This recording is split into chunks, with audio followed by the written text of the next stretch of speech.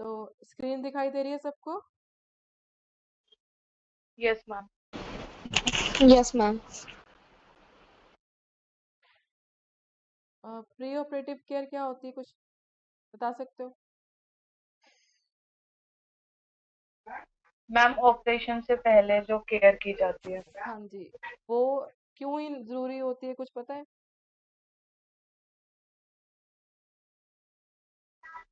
Ma'am आवाज clear नहीं आई।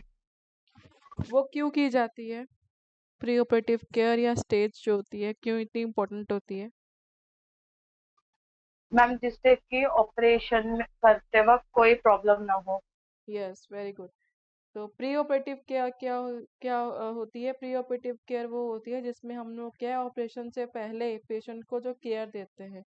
ठीक है, तो वो कौन कौन सी होती है वो मैं आपको बताऊंगी। पहले है pre operative assessment. Pre operative assessment में क्या होता है?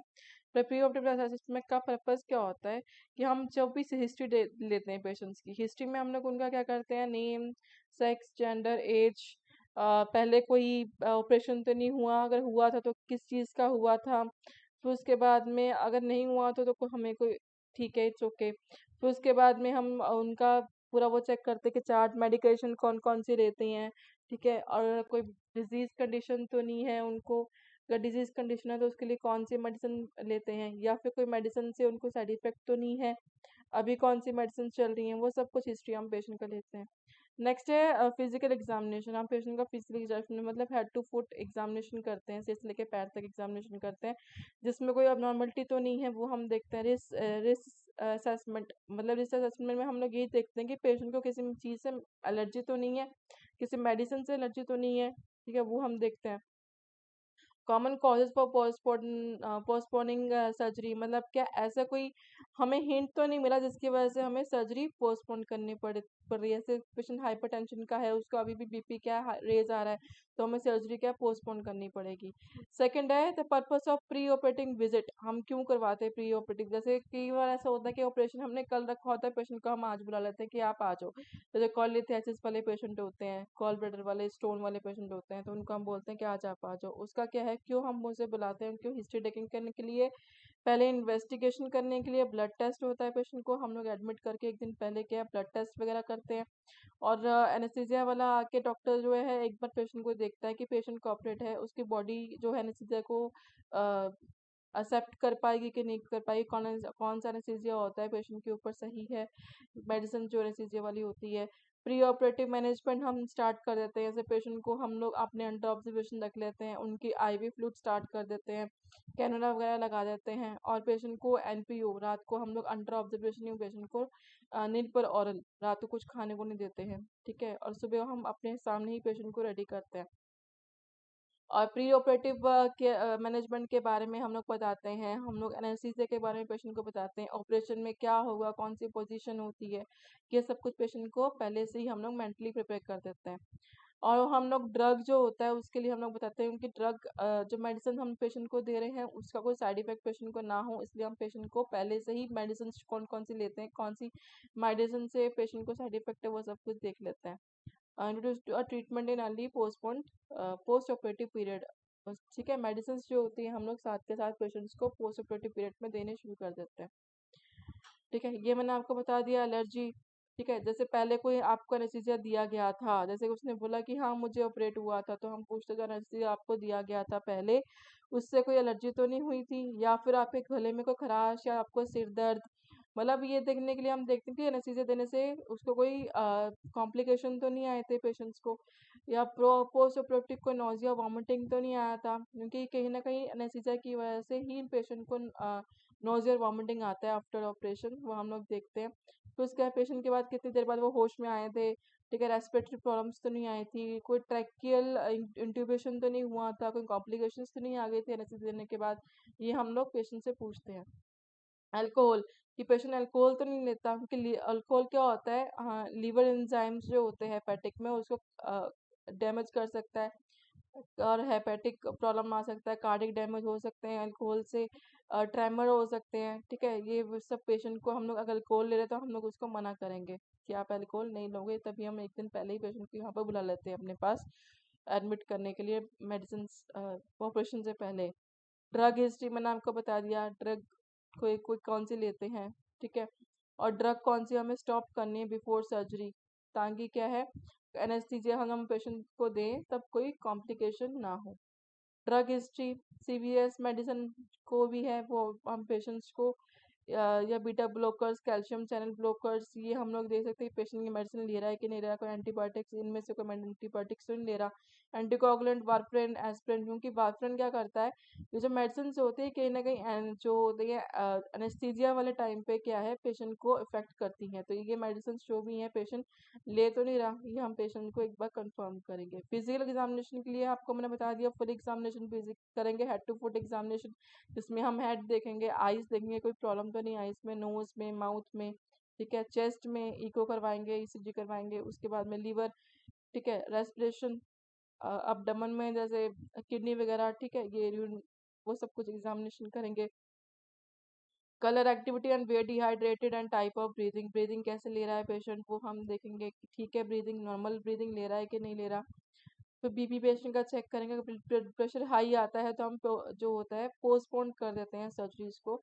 रेस्पिरेटरी रेट देखेंगे, ठीक है, और उसके बाद में फिजिकल एग्जामिनेशन, माउथ ओपनिंग देखेंगे पूरा, माउथ ओपन करके माउथ में कोई ऑब्स्ट्रक्शन तो नहीं है, कोई abnormal मास तो नहीं है, ठीक है, नर्वल एग्जामिनेशन, आई एग्जामिनेशन सब कुछ करेंगे। मोटर एक्टिविटी पेशेंट का चलता है।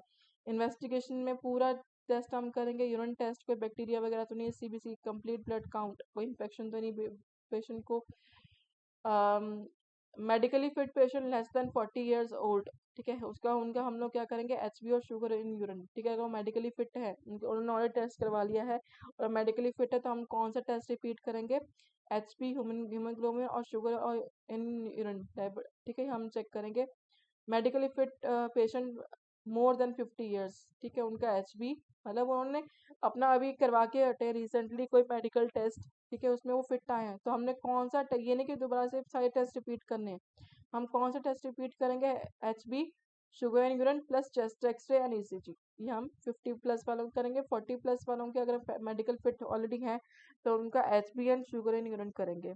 फिर more investigation, patient has any medical disease, अगर उनकी मेडिकल डिजीज है, पेशेंट को कोई कंप्लेन है ऑलरेडी, सबको चेस्ट पेन होता है, ये कार्डिक कोई प्रॉब्लम है ऑलरेडी पेशेंट को पता है, तो हम क्या ईसीजी वगैरह पेशेंट के साथ में साथ करवाएंगे।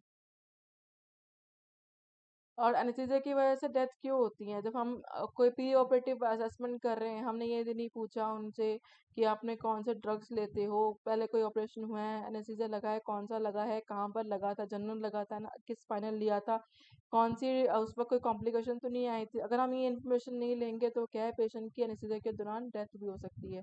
और इनएडिक्वेट supervision monitoring intra operative period, अगर हम लोगों ने जैसे कभी भी आप देखना कभी भी ऑपरेशन चल रहा हो तो एनेस्थीसिया वाला पेशेंट ये नहीं होता कि एनेस्थीसिया देख के वो चला गया, वो उसी वहीं पर रहता है जब तक ऑपरेशन कंप्लीट नहीं होता। वो क्यों रहते हैं, वो देखने के लिए कोई कॉम्प्लिकेशन तो नहीं आ रहे हैं ऑपरेशन के दौरान, ठीक है, तो ये देखने के लिए वहां पर रहते हैं।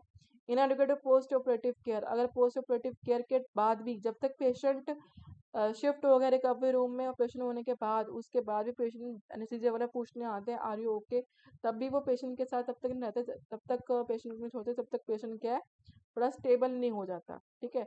अगर ये सब चीजें हमने उनको देखनी नजरअंदाज करी तो पेशेंट की डेथ भी हो सकती है एनेस्थीसिया की वजह से। Common causes for postponing surgery, क्यों पोस्टपोन करते हैं सर्जरी, जब कोई रेस्पिरेटरी ट्रैक इन्फेक्शन हो जाए, medical disease, untreated medical disease, जैसे उसको हाइपरटेंशन की प्रॉब्लम थी और हमने उसको मेडिसिन नहीं दी है हाइपरटेंशन की, और बीपी एकदम पेशेंट को हाई हो गया तो उस वक्त एकदम से हमें पोस्टपोन करना पड़ेगा सर्जरी। और इनएडिक्वेट रिससिटेशन पेशेंट इन इमरजेंसी, ठीक है, dehydrated patient, W BP down चला गया है, उनको भी हम लोग पोस्टपोन करते हैं। जिनको क्या है हिस्ट्री है या फिर अभी क्या इंडाइजेशन ऑफ फूड हो गया, इसका मतलब उसका मेटाबॉलिज्म सिस्टम जो है, मतलब लीवर में कहीं ना कहीं कुछ प्रॉब्लम आ रही है जिसकी वजह से इंडाइजेशन ऑफ फूड पेशेंट को अभी हो गया है। Failure to obtain inform concern, अगर पेशेंट क्या है साइन नहीं करता है कंसेंट में, ठीक है, एक फॉर्म होता है जिसको हम साइन करवाते हैं पेशेंट को प्री ऑपरेटिवली, अगर वो पेशेंट साइन नहीं करता है तो हम ऑपरेट पोस्टपोन करेंगे, ऑपरेशन नहीं करेंगे। उसके मैम अगर उसको मायोकार्ड इन्फेक्शन हो गया, एसीजी वगैरह का हो गया तो हम लोग वेट फॉर 6 मंथ के लिए हम लोग उनको पोस्टपोन करेंगे surgery. Pre operative preparation for surgery anaesthesia, history, physical examination, investigation हमने करवा लिया। इसका एक प्रॉपर चार्ट बनाएंगे, उसकी फाइल में लगाएंगे जो भी इन्वेस्टिगेशन हिस्ट्री जो भी हम लिख रहे हैं पेशेंट से पूछ के। प्री ऑपरेटिव पेशेंट को हम लोग 12 घंटे तक कुछ भी खाने को नहीं देते हैं, ठीक है। और इन्फॉर्मेशन को पेशेंट को इन्फॉर्मेशन प्रोवाइड करते हैं कि कंसेंट कैसे लेना है, कंसेंट क्या होता है, क्यों कंसेंट करवा रहे हैं, वो सब कुछ के लिए।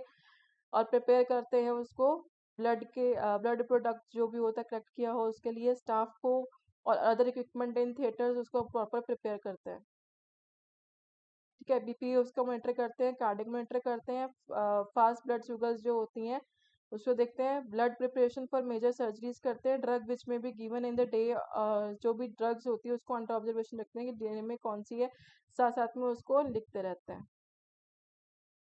और उसके बाद में ऑब्जेक्टिव ऑफ FPS क्या होता है? 1 मिनट होल्ड करना बेटा। और प्री मेडिकेशन जो होती है, जैसे हम पेशेंट को एंजाइटी और फियर, अगर हम लोग पेशेंट को प्रॉपरली क्लियर कर देंगे कि क्या है प्रोसीजर कैसे होना है, तो कहीं ना कहीं एंजाइटी होती है पेशेंट की खत्म तो नहीं होती, लेकिन हाँ थोड़ी कम हो जाती है, फियर भी थोड़ा कम हो जाता है, रिड्यूस सिक्रीशन जो अननेसेसरी सिक्रीशन होते हैं एंजाइटी की वजह से रिलीज होने शुरू हो जाते हैं, तो वो भी हम लोग क्या है सही करते हैं। अगर ज़्यादा हो रहा है तो हम मेडिकेशन पेशेंट को दे सकते हैं, वो मैं आगे बताऊंगी कौन कौन सी मेडिकेशन होती है। और पोस्टपोन्ड नोजिया एंड वॉमिटिंग को हम लोग को रोक सकते हैं, जैसे कि मैंने आपको बताया कि एनेस्थीसिया अगर पेशेंट को पहले से ऑपरेट हुआ है तो हम लोग क्या है पेशेंट को पूछ के कि कौन आपको ऑपरेशन के बाद कोई नोजिया तो नहीं हुआ था, ठीक है, वो सब कुछ, ठीक है। ये सबको गैस्ट्रिक कंटेंट जो वॉल्यूम होता है, ये सब कुछ क्यों होता है, ये एंजाइटी एंड फेयर की वजह से होता है। अगर ये सब चीज़ हम लोग पेशेंट की ठीक कर देंगे, उसको तो नॉर्मल माहौल में ले आएंगे, तो ऑब्वियस सारे सिस्टम जो होते हैं वो थोड़ा रिकवर होने शुरू हो जाते हैं। नेक्स्ट है कौन कौन सी मेडिसिन होती हैं जो हम देते हैं। नेक्स्ट है एंटीकोलिक मेडिसिन, ये हम क्यों देते हैं, ये सेडेटिव एंड एमेस्टिक इफेक्ट करता है, मतलब पेशेंट को सेडेशन देने में हेल्प करता है। एंटीकोलिक मेडिसिन जब भी हम लोगों ने जनरल देना हो पेशेंट को मेडिसिन, तो ये मेडिसिन देना पहले हम ये ऑरली देते हैं, उसके बाद में इंजेक्शन इंजेक्ट करते हैं, ठीक है। ये क्या करता है, जो ब्रेडिकार्डिया होता है उसको रिलीज करता है, रिड्यूस करता है, सॉरी, ठीक है। और एंटीक्रोनोलॉजिक रिएक्शन क्या करता है, एट्रोपिन हम दे सकते हैं, ये आईएम देते हैं हम लोग 0.6 mg for adult and 0.1 mg kg। ये क्या करते हैं orally, it reduce the oral and respiratory secretion, जो सिक्रेशन बन रही होती है माउथ में, और ये रेस्पिरेटरी सिक्रेशन यूज को एट्रोपिन जो होता है वो कम करता है। और इंडिकेट एन एनल सर्जरी, हम कौन से पेशेंट को देते हैं जिनकी एनल सर्जरी करनी हो, आई सर्जरी करनी हो, ब्रोंकोस्कोपी करनी हो, इन पेशेंट को हम लोग ये दिया जाता है। और it should be used for the patient with high term successes और हार्ट फेलियर कंट्रोल बाय डाइगोसिन। अगर किसी को heart failure on the spot operative में कुछ प्रॉब्लम आ रही हो, इस हार्ट जो फेल होने वाला हो ऑपरेशन के टाइम पे, या कार्डियक अरेस्ट होने वाला हो, तो डाइगोस्टिन हम पेशेंट को दे सकते हैं। एंटीकोलिनर्जिक कौन कौन सी होती है, स्कोपोलामिन, ठीक है, ये हम IM IV और SC भी दे सकते हैं, सबकुटेनियस जिसे हम बोलते हैं 0.4 देते हैं। ये करते हैं कि हेलोसिनेशन, मतलब जो पेशेंट को केवल एंजाइटी ज़्यादा होती है और बीपी लो हो जाता है, जिसकी वजह से पेशेंट को हेलोसिनेशन होती है। मतलब क्या होता है, पेशेंट की या फिर मेमोरी बहुत लॉस हो जाती है, या फिर क्या है पेशेंट को जो चीज़ नहीं होती वो दिखाई देनी शुरू करती है, तो ये सलाइवा को भी रिड्यूस करता है। ये मैंने आपको बता दिया, ठीक है। CNS देते हैं, CNS टॉक्सिसिटी, इसका साइड इफेक्ट क्या होगा, एंटीकोलॉजी का साइड इफेक्ट ये होगा, CNS टॉक्सिसिटी हो सकती है, रेस्टलेस हो सकती है, पेशेंट को कन्वर्जन कोमा भी आ सकता है, और लोअर इसोफेगल जो प्रॉब्लम्स है वो आ सकती हैं, टैकीकार्डिया हो सकता है, विजुअल इम्पेयरमेंट, फेरिक्स। इसलिए हम लोग हमेशा पेशेंट को जो है डोज लिमिटेड अमाउंट में देते हैं, ठीक है। और है बेंडोजाइपिन, ये क्या रिलीज करता है एंजाइटी को, सिडेशन पेशेंट को देने के लिए, और एंटीरोगेरेट एमनीशिया और मसल रिलैक्सेंट के लिए पेशेंट को देते हैं। इसमें मेडिसिन कौन सी होती है, डाइजेपाम देते हैं 0.2 mg पर kg, और ये लॉन्ग एक्टिंग होती है ना, और हम लोग ये ऑपरेशन से पहले एक दिन रात को देते हैं, और ये लाइट एनेस्थीसिया होता है पेशेंट के लिए। और मिडाजोलम ये 0.1 mg पर kg होता है, शॉर्टर इन एक्शन, ये इसका एक्शन बहुत कम होता है, और hepatic and non hepatic elimination and does not cause thrombosis. इससे क्या होता है पेशेंट को थ्रोम्बोसिस नहीं होते हैं, मतलब blood in the clot in the bloods नहीं होते। नारकोटिक, ये भी ये जो होता है सिडेशन प्रोवाइड करने के लिए होता है, पेन को रिलीव करने के लिए होता है, और ये lower concentration of anaesthesia agent is required for maintenance of anaesthesia because of its synergic effects with anaesthesia. ये इसका लोअर डोज जो है, हम लोग इसका स्ट्रॉन्ग डोज नहीं दे सकते पेशेंट को, इसका लोअर डोज हमने पेशेंट को देना होता है। नारकोटिक के कौन कौन सी होती है? पिथाडाइन 1.5 mg पर kg, ठीक है, ऐसे एट्रोपिन लाइक एक्शन।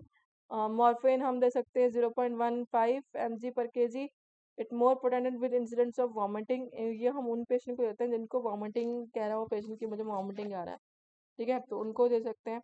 या ऑनाफोन जो होती है, ये 50% टू 50% पे मॉर्फिन होगा, 25% मॉर्फिन लाइक एक्शन करता है ये जो, ठीक है, और 25 इसके अंदर पेपेब्रिन होता है, ये भी सिडेशन का काम ही करता है।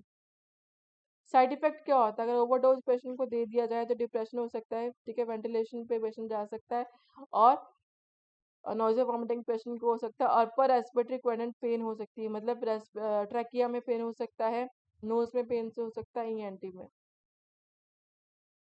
Positioning the client for surgery, कौन कौन से पोजीशन, ये किस सर्जरी, किस पोजीशन में सर्जरी, कौन सी सर्जरी हो रही है उसके अकॉर्डिंग हम पेशेंट को पोजीशन देते हैं, ठीक है, जैसे मैंने आपको कल बताया था कौन कौन सी पोजीशन देते हैं, मैंने कल समझाया था। और जब से पेशेंट हमारे पास आया है टिल द डिस्चार्ज, और ये नहीं कि ऑपरेशन चल रहा हो तब हम कोई मेडिकल रिकॉर्ड नहीं रखेंगे, तब भी पेशेंट की, जब पेशेंट शिफ्ट होता है ओटी में, तब वो जो पेशेंट की फाइल जो होती है ओटी में जाती है, वहाँ पर नोट डाउन होता है कि पेशेंट की कंडीशन कैसी थी, बीपी आज से पहले चेक होता है बीपी कितना था, कंडीशन क्या थी पेशेंट की, कौन सी मेडिसिन आपने दी है पेशेंट को, वो सब कुछ एंट्री होता है। तो ये था प्री ऑपरेटिव केयर या प्री ऑपरेटिव स्टेज।